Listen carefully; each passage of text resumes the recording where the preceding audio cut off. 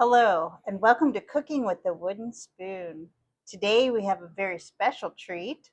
We have Matthew, who is going to be our head chef today, and he is making us his very famous. Oh, chocolate chip cookies. I missed that part of the script. There's no script. Ah, Forgot to give you a script. yeah. Okay. Well, his chocolate chip cookies are amazing and they have a special ingredient, so stay tuned for that. The special ingredient is love. Definitely. Definitely. So I'm going to hand the mic over to you. Just kidding, you already have it on. I'm already mic'd up. And you can get started. Okay. Do you need a sous chef or are you good? I think I'm good. Okay. He's made these cookies a, a number of times. Yeah. And when he makes them, I'm not a big sweets person, but I like cookie dough. So when he makes them, he always sets aside cookie dough for me in the freezer. He's getting ready.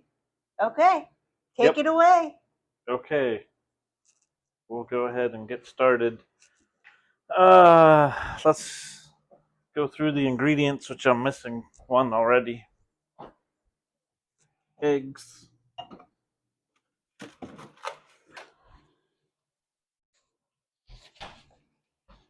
All right, now I have eggs. So we need all-purpose baking flour, which we just have in our little container here. Sugar, brown sugar, just a bag of light brown sugar. One bag of Walmart bag on my bag, semi-sweet chocolate chips. I always use semi-sweet. I use the 12-ounce bag.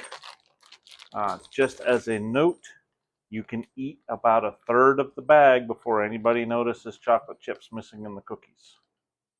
So keep that in mind. It's a handy thing to know. I use salted butter. We need one stick of butter. And then I use Crisco for the other half of the butter. I use a half a cup of Crisco. I like the Crisco sticks, easier cleanup. Baking soda. We'll need a teaspoon of that. Salt. We use kosher salt here in the wooden spoon household. And then vanilla. I use imitation vanilla and just add a little extra instead of using the real stuff, which is 10 times more expensive. And then, of course, eggs. I'll need 2 eggs. They need large eggs. We use farm fresh eggs, so I'm just going to have to guess. We have everywhere between small, medium, large, and jumbo in there. So I like to use a stand mixer, but you can mix them by hand. It just takes a lot longer. But I use the stand mixer with the paddle attachment. So let's get started. In the stand mixer, I put a stick of butter. Start with that.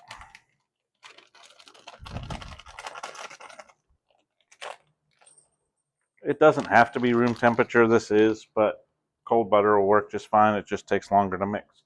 Hi, Bo. No cheese in this recipe. And then we'll use our Crisco baking stick. Like I said, no cheese, Bo. I promise. So I just use the half cup measurement on the side of the package. Make a little slice. Open it up. It's half the stick if you're using the Crisco baking sticks. Again, the reason I like to do that instead of measuring it in a half cup measuring thing is because the half cup measuring thing is a real pain to wash after you've put a half cup Crisco in it. So I use the sticks because a lot of the time I ended up washing everything by hand and it made it a lot easier. But now my fingers are Crisco-y, so we'll rinse those off. Okay. Okay, so that, and now 3/4 cup regular sugar and 3/4 cup brown sugar. So, recipe will be in the description, which is good to know. So yeah, just use a quarter cup measuring, quarter cup, or half an eggshell.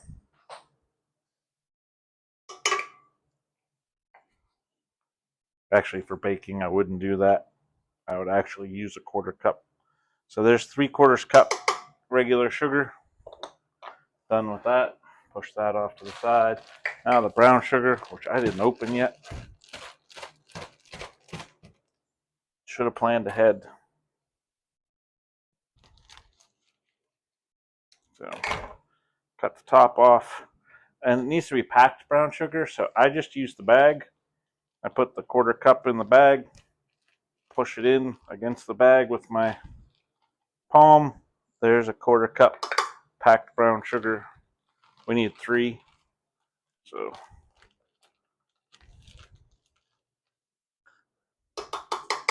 quarter cup brown sugar is easier to measure because you get 3 giant lumps in there when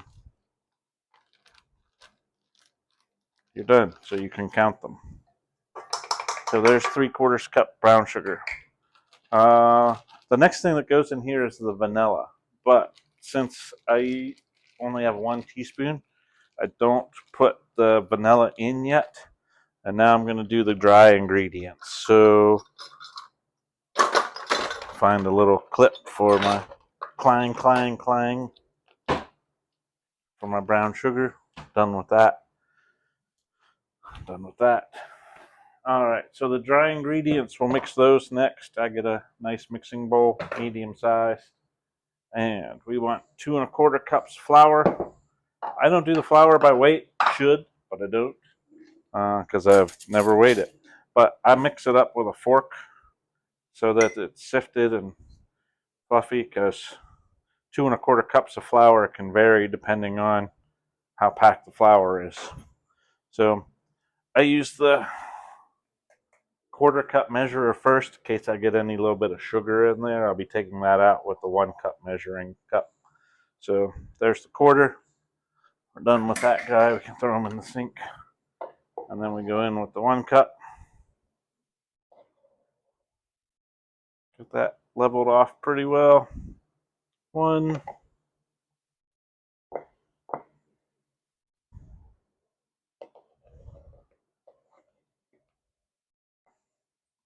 2, in case I need that later.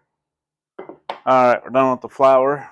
Now we use our teaspoon, measuring spoon for a teaspoon of salt. That goes in the dry ingredients. And then a teaspoon of baking soda. And see, if we'd done the vanilla first, we would have had to wash this off. And then I take the same fork I used to fluff flour and just kind of incorporate that together. Now we're done with the fork. Now we can do a teaspoon of vanilla. So I just pour over here and just let it flow over a little bit. So a teaspoon and a sprinkle, we'll call that. That's the vanilla. Okay, we're going to need 2 eggs, but we'll do those in a second. It's good to have a container. I use my plastic Star Wars one. You can feel free to use whatever container you like. But we're going to need that in a second with the eggs. But we need to mix this, so just turn on the mixer on low speed. Let it incorporate so the sugar doesn't fly everywhere. And then go up to a medium speed and let it mix. And we need to mix this till it's a creamy consistency. We're going to cream the butter and sugar together. So we need a nice creamy consistency. It'll be a light tan in color. My general rule on that is if you think you're done mixing, wait 3 more minutes and then it'll be done. So we'll pause this while this mixes, and we'll let this mix for, I don't know, usually 5 minutes, whatever. While this is happening, we'll preheat the oven to 375. Okay, the butter or the sugar is creaming pretty well. If you look in there, you can see, and I'll use my flashlight so you can see a little better, a nice light color on that. And then if I stop this for a second, you can usually see the difference. If I pull this up, we'll take a look at the thing. You can kind of see the difference in the light color, whereas I shouldn't be using my finger to point. Never use a finger to point. But there's a dark color, and there's the lighter color of what the creamed mixture should look like. It's been going for about 5 minutes, so that's done there. Now, through the magic of movie magic, let's not lose that.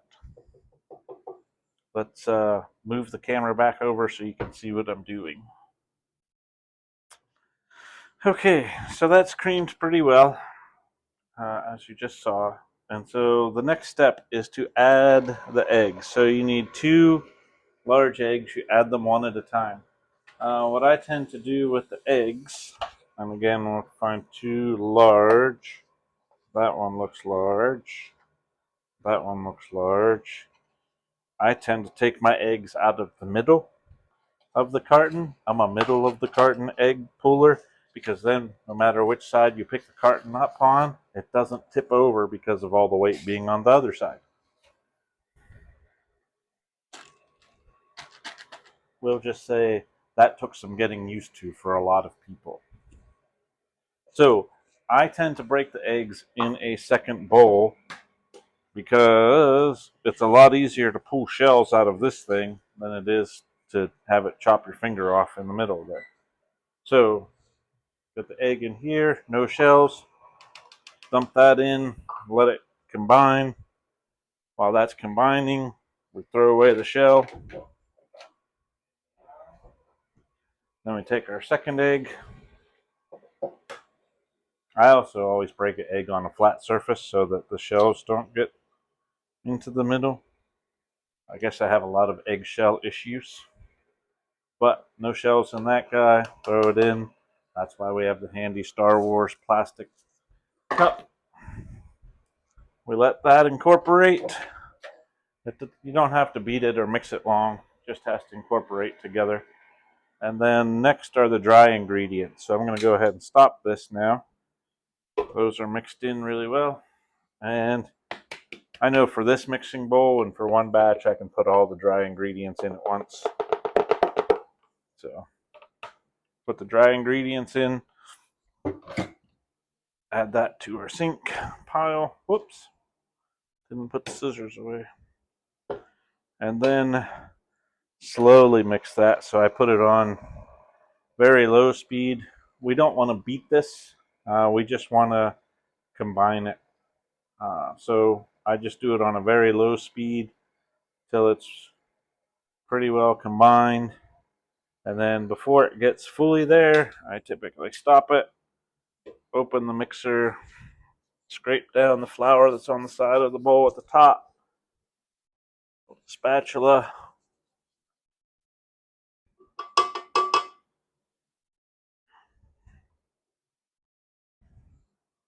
And combine it the rest of the way. So it should be a pretty thick dough consistency. So open that up. You can kind of see what it looks like on the mixer.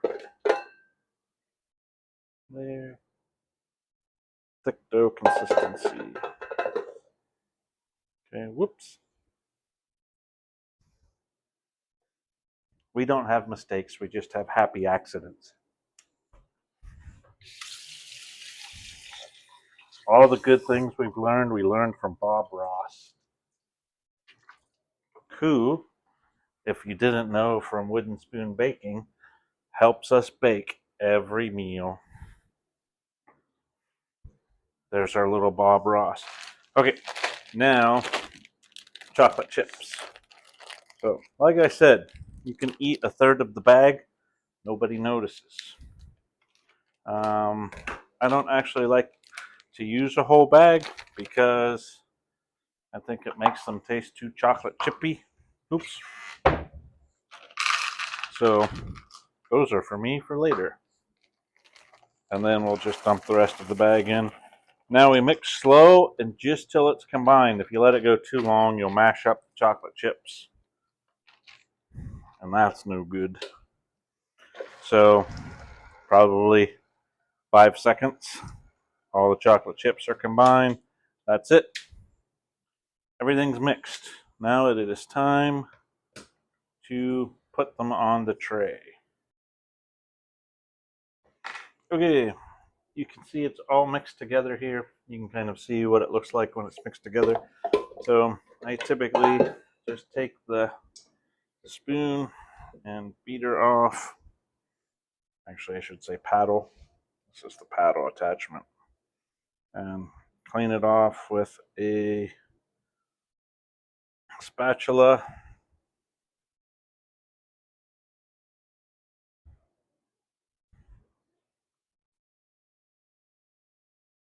That's pretty good. This gets set aside from a shelf for later.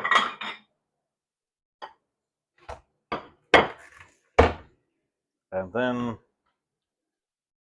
a spoonful, if she's not going to eat it tonight, it'll go in the freezer.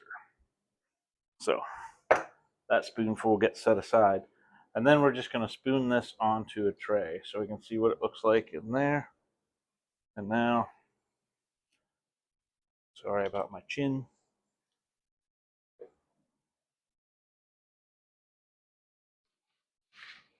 Spoon these onto a tray.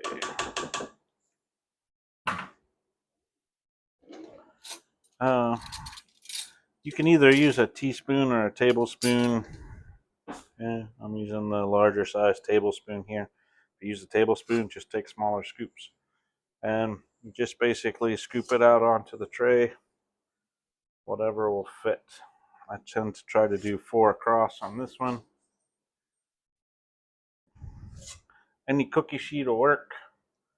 If you use, these are kind of multi-layer cookie sheets. So if you tap on it, you hear how it's not solid, it's a little bit hollow in the middle there. So there's an air gap between the bottom and top layer. That helps them from burning. So you can leave them on when you're done for as long as you'd like, and they won't burn or get too dark on the bottom. But we'll go through that when we're baking on how long, when I usually scoop them off. So, but, so you can see just tablespoon sizes.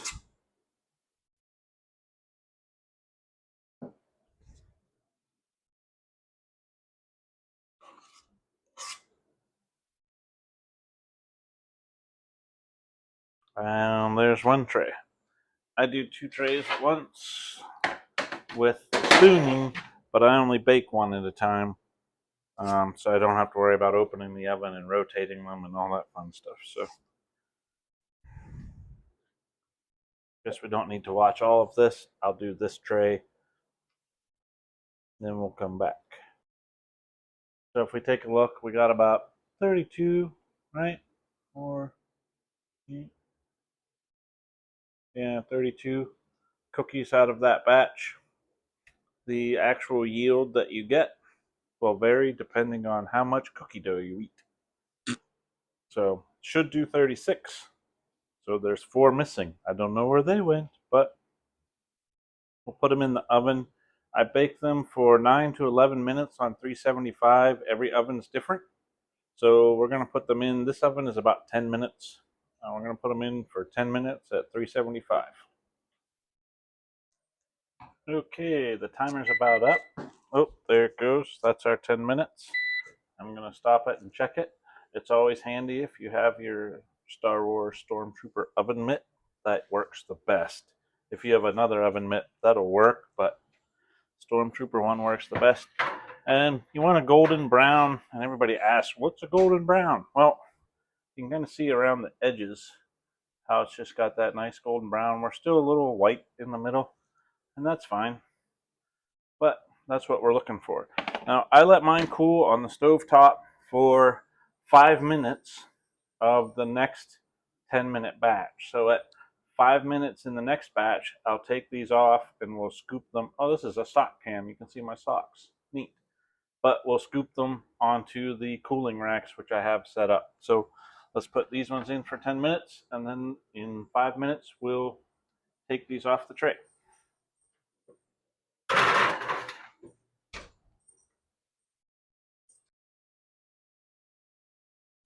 Okay, we're 5 minutes into our next bake, and here's what these cookies look like that are cooling. You can see they've flattened out quite a bit from how they came out of the oven, which is what we're looking for.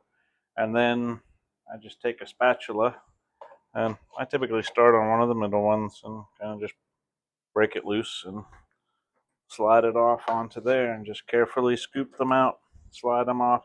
Depending on, again, the cooling or the baking rack that you have, or the cookie sheet that you have, I should say, depends on how long you want to leave them on here. If you just have a normal cookie sheet that's single layer, again, the longer you leave them on here, the crispier the bottoms will get. The ones that I mess up scooping like that, I get to eat. So it's counterproductive to have somebody who loves cookies be in charge of quality control. But that's what happens. So we scoop them off, and I let them cool until they're 100% cool before I bag them up. So with my kids, occasionally I would let them sit on the cookie rack sheet here, and you would come out and there would be 2 or 3 missing. I don't know how that would happen, but it happens. So I'm missing a spot for one more. Let them cool there. And then I'll typically wash that spatula off so that that chocolate isn't there affecting the next batch that I'm going to bring out.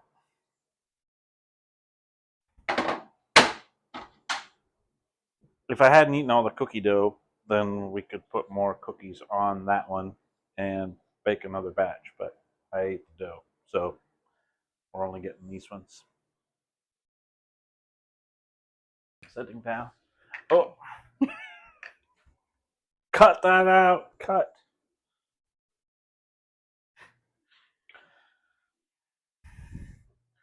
Well, now it's time to enjoy the cookies. Can't enjoy all of them because these ones aren't for us, but it's one of my favorite cookie recipes. I've been making them for way too many years. And if you have a nice Star Wars cup to go with the Star Wars little container and the oven mitt and The the very apron, dirty oven mitt. it's been around a long time, and some nice farm store milk. I love the glass bottles. Yeah, they're pretty cool. Get to return them, better for the environment. But nice glass of milk, all ooey gooey. Dunk it in the milk. Good. I don't know how they do it on the food shows because I can't chew and swallow that quickly. But Takes practice. I think of all of the family heirloom recipes, the cookie recipe was the one I was most excited, maybe equally most excited with my mom's chicken noodle soup. We'll have to do that one at some point. Yep. But it's just really nice to have this for future generations.